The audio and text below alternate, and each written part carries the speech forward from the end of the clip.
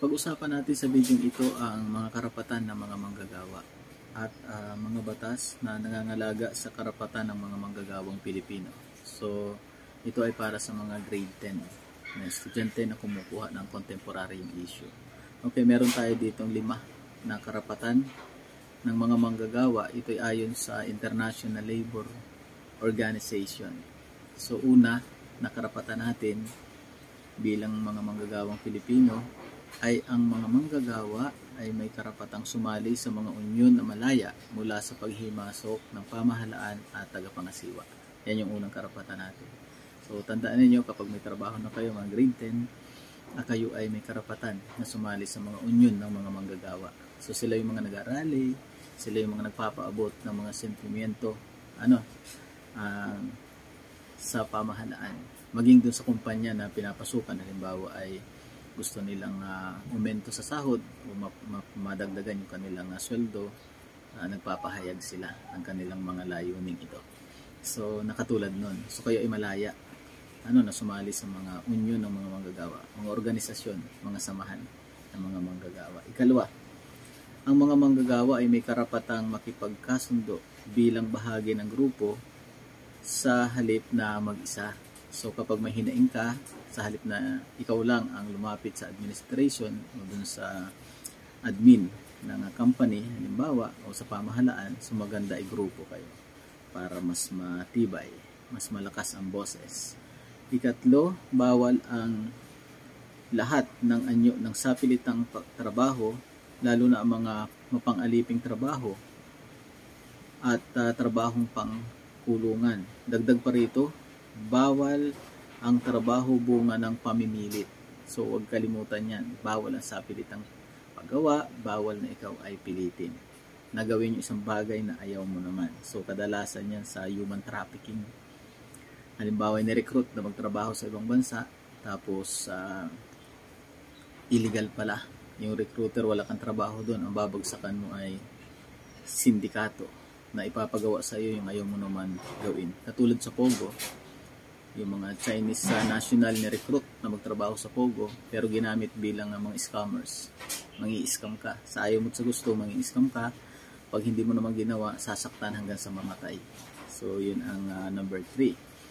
So, bawal ang sapilitang pagtrabaho, bawal kang pilitin. So, yan yung karapatan mo. Ika-4, bawal ang mabigat na anyo ng trabahong pangkabataan. So, sa mga bata, bawal. Sa makatuwid, mayroong nakatakdang edad at mga kalayaan pang empleyo para sa mga kabataan. So, huwag niyong kalimutan, sabi sa Labor Code, 18 years old above, yan, pwede na magtrabaho yan. Pero yung 18 below, dapat yan may consent ng magulang o kaya naman talaga may kasunduan yan. Yan, sa dole at saka dun sa pamilya na dapat yung bata ay nag-aaral. Katulad ng mga artista, yung mga bata, na wala pang 18 years old, nagtatrabaho sila at the same time nag-home study. So, nag-aaral sila. So, ang mga bata dapat nag-aaral yan, hindi nagtatrabaho. So, kung sakaling magtrabaho sila, may mga kasunduan yan. Nasa bahay sila mag-aaral. Mag-aaral pa rin. Karapatan ninyo yan. Ika-5, bawal ang lahat ng anyo ng diskriminasyon sa trabaho. Pantay na sweldo para sa trabaho, parehong trabaho. So, maliwanag yan. Kapag ikaw ay teacher 1 ka, lahat ng teacher 1, isa-isa ng pare-parehas ng benefits yan. Lahat sila ay pare-parehas yung kanilang sweldo. Kung magkano teacher, para sa teacher 1, lahat sila dapat ay ganun ang sweldo, pantay. Walang discrimination. Diskriminasyon sa trabaho. So kahit bakla, kahit tomboy, dapat tanggapin yan sa trabaho. Pero itong discrimination na ito ay nararanasan ng ilan.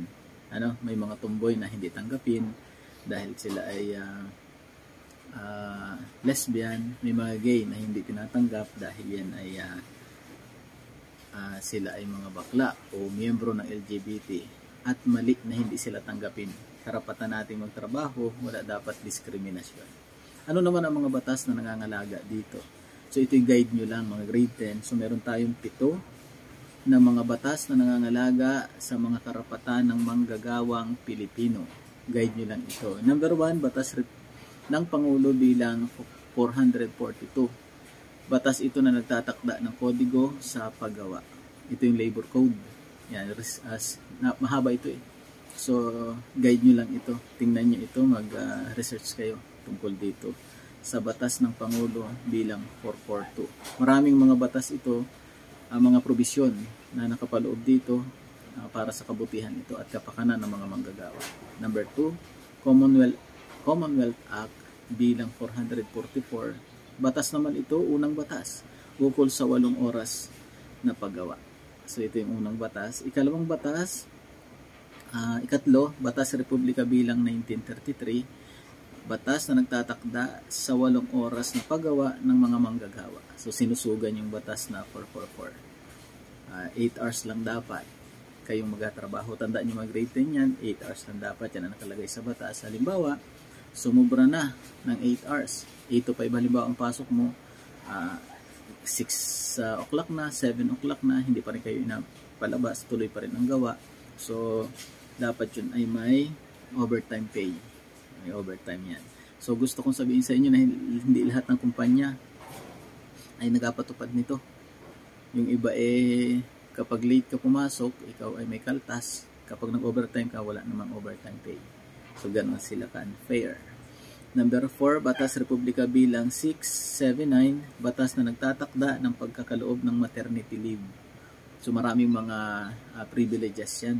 May maternity, may sick leave, at marami pang iba.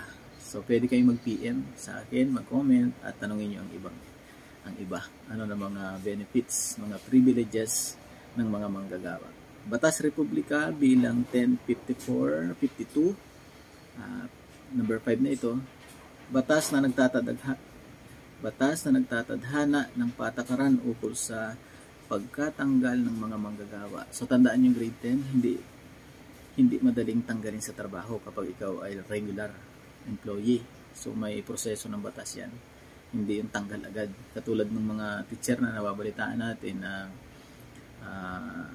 dinidimanda dahil sa kanilang mga ginawa sa mga estudyante, hindi yun basta-basta tinatanggalan ng lisensya. May due process. So number 6, Batas Republika bilang 1131, batas na nagbabawal sa pagtanggap ng mga manggagawa na wala pang 18 taong gulang. Yan, bawal pero dapat may kasunduan yan. Dapat nag-aaral pa rin kahit nagtatrabaho. Last, number 7, Batas Republika bilang 772, batas na nagtatakda ng pagbabayad sa mga manggagawa na napinsala sa oras ng trabaho.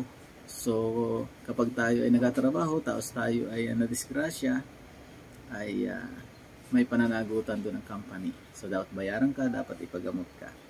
So, yung 7 na batas na yan, na nangangalaga sa karapatan ng mga manggagawang Pilipino, ay guide nyo lang yan. Napakalawak ng batas na ito. Guide nyo lang yan. At i-research nyo ay mga provision ng bawat isa. So meron tayong 7 batas na dapat yung tandaan at meron naman tayong 5 karapatan ng mga manggagawa ayon sa International Labor Organization. So at least grade 10, grade 11, 12, so kayo ay malapit-lapit na magtrabaho. At least kahit pa paano alam niyo yung karapatan ninyo at saka alam niyo yung mga batas na nagaprotekta sa inyo bilang mga manggagawang Pilipino. So, thank you so much at sana may natutunan kayo. Pag may mga tanong, mag-comment lang kayo at gagawa tayo ng video para sa inyo. Thank you so much.